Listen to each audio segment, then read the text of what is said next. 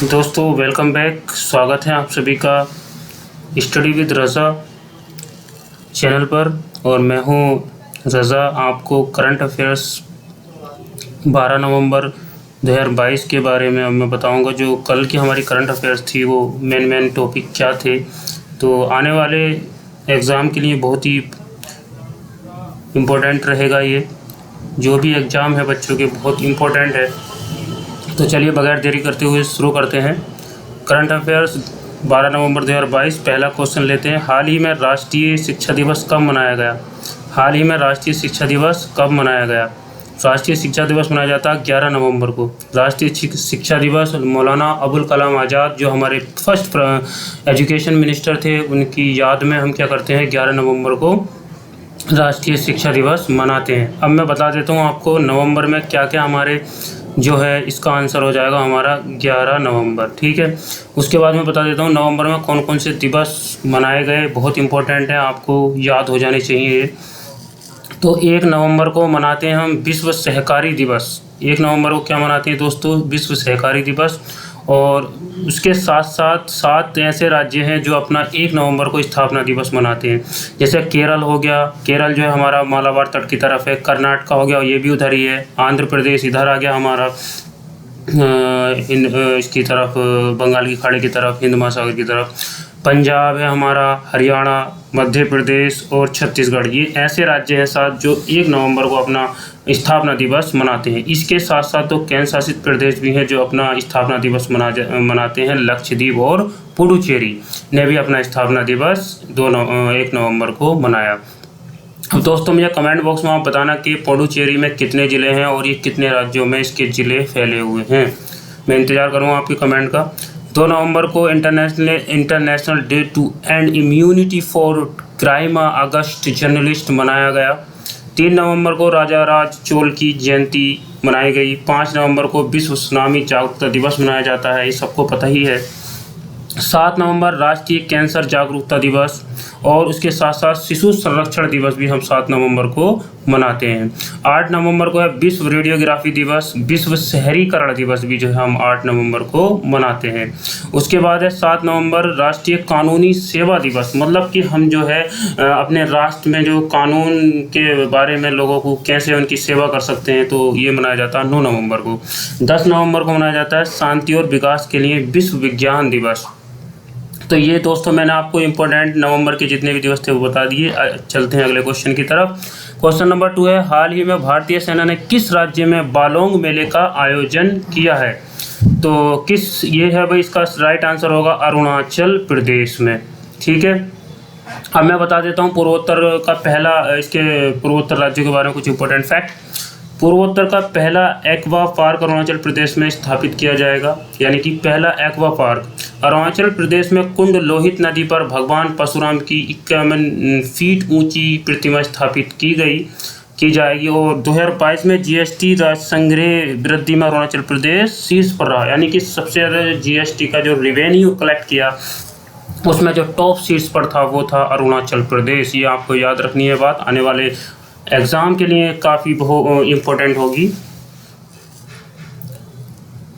आइए चलते हैं हम अगले तीसरे क्वेश्चन की तरफ। हाल ही में बिम्स्टेक के कृषि मंत्रियों की दूसरी बैठक की मेज़बानी किसने की? तो इसमें आपको बताना है भूटान, भारत, बांग्लादेश या इनमें से कोई नहीं। तो इसका राइट आंसर हो जाएगा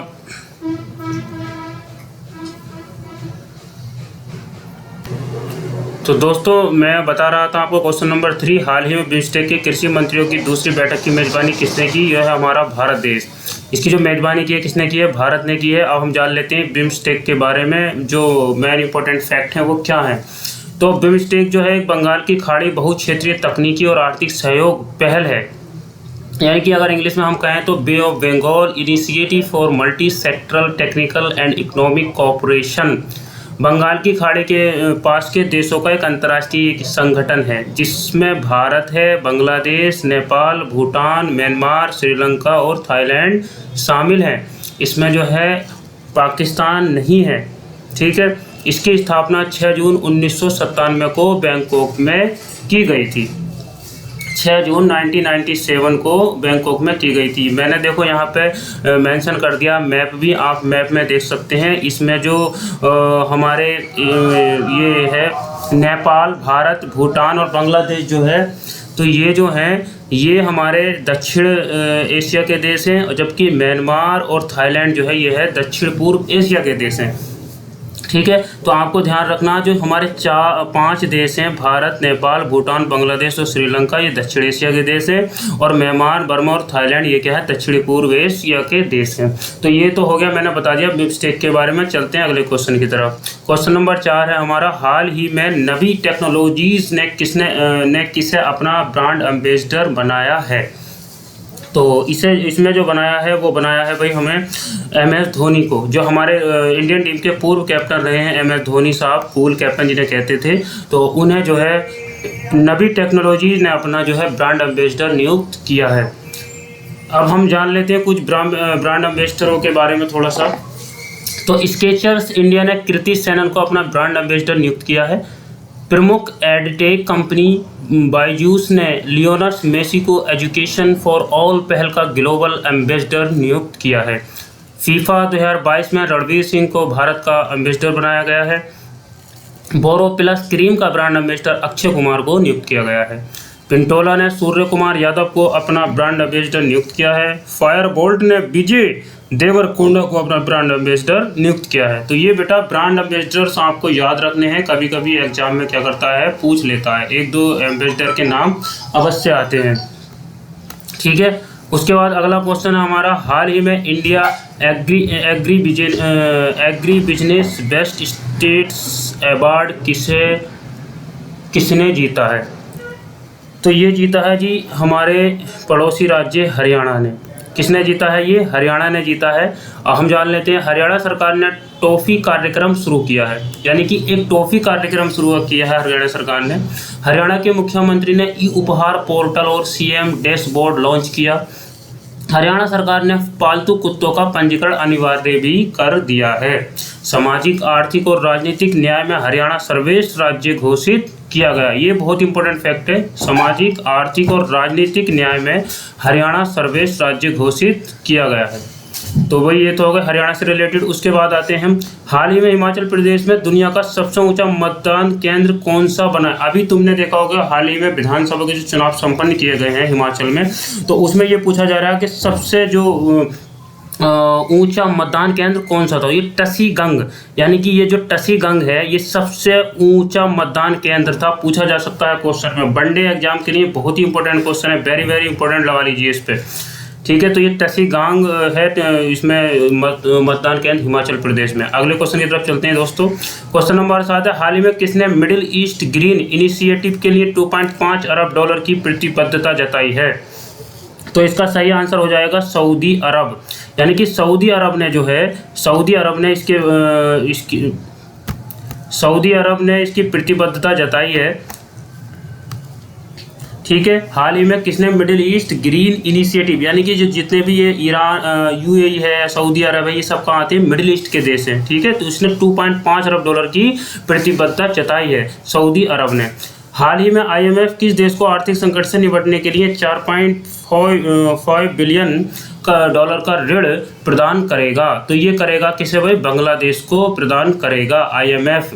ठीक है, इंटरनेशनल मॉनेटरी फंड इसकी फुल फॉर्म है। और आपको जो है मैं एक क्वेश्चन देता हूँ IMF के बारे में, आप हेडक्वार्टर बताएंगे इसका कहाँ पर है और इसकी स्थापना कब हुई थी, कमेंट बॉक्स में अवश्य बताएं मुझे।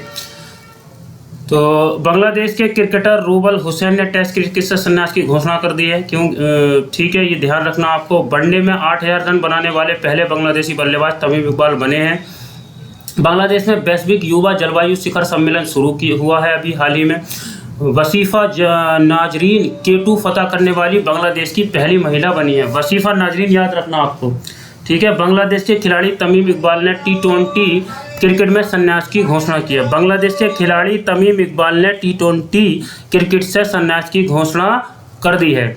हाल ही में अगला क्वेश्चन है बेटा, क्वेश्चन नंबर 9, हाल ही में India stone mart international exhibition के 11वें संस्करण की मेजबानी कौन करेगा। तो इसकी जो मेज़बानी करेगा वो करेगा जयपुर, यानी कि राजस्थान के जयपुर में जो है इसकी मेज़बानी की जाएगी। क्या है ये? India stone mart international exhibition के 11वां संस्करण होगा जयपुर में। अगला क्वेश्चन की तरफ चलते हैं। हाल ही में ESIC मातृत्व लाभ के लिए ऑनलाइन पोर्टल किसने लॉन्च किया है? तो ये किया है जी भूपेंद्र यादव जी ने। किसने किया है ये? हाल ही में ये हमारे केंद्रीय मंत्री हैं भूपेंद्र यादव जी। इन्होंने ESIC मातृ लाभ के लिए ऑनलाइन पोर्टल लॉन्च कर दिया है। क्वेश्चन नंबर 11 की तरफ चलते हैं हम। क्वेश्चन नंबर 11 है हमारा, हाल ही में किस राज्य सरकार ने 10 नवंबर को बाजरा दिवस के रूप में मनाया है? तो ये जो बाजरा दिवस है वही क्वेश्चन बन सकता है कि 10 नवंबर को बाजरा दिवस किसने मनाया? ये बनाया ओडिशा सरकार ने। किसने बनाया? ये ओडिशा सरकार ने बाजरा दिवस के रूप में मनाया है। तो इसमें हम कुछ पढ़ लेते हैं थोड़ा सा ओडिशा के बारे में। बाजी राउत राष्ट्रीय फुटबॉल टूर्नामेंट का उद्घाटन ओडिशा में हुआ है। ओडिशा सरकार ने बच्चों के अनुकूल पुलिस थानों की घोषणा की है। आपदाओं से निपटने के लिए ओडिशा आपदा प्रबंधन योद्धा तैयार करेगा, क्योंकि वहाँ पे आपदाएं ज़्यादा आती हैं ओडिशा में। और ओडिशा के मुख्यमंत्री नवीन पटनायक जी हैं, उन्होंने किसानों के लिए पहला कृषि क्रेडिट पोर्टल सफल लॉन्च किया है। ओडिशा सरकार ने संविदा भर्ती को समाप्त किया है। अश्विनी वैष्णव ने भुवनेश्वर में भारत के पहले एल्युमिनियम फ्रेम ट्रैक का उद्घाटन किया है। उसके बाद हम चलते हैं 12वें क्वेश्चन की तरफ। हाल ही में किस बैंक ने MSME के लिए मर्चेंट वन अकाउंट लॉन्च किया है?